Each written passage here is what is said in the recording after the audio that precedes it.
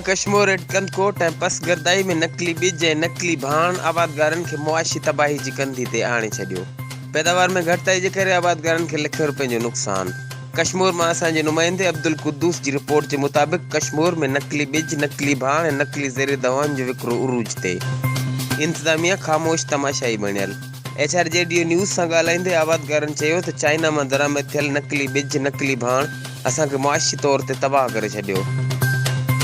आबादगारनि वधीक चयो त असां अहिड़ी शिकायत ज़िले इंतज़ामिया खे ॾिनी ऐं कुझु गिरफ़्तारियूं पिणु अमल में आयूं, मगर पुलिस लेन देन खां पोइ आज़ादु करे छॾियो। हिननि सूबाई इंतज़ामिया खां इहा घुर कई त कश्मीर में नकली ॿिज, नकली भाण जो कारोबार बंदि कराए असांखे मुआशी तबाही खां बचायो वञे।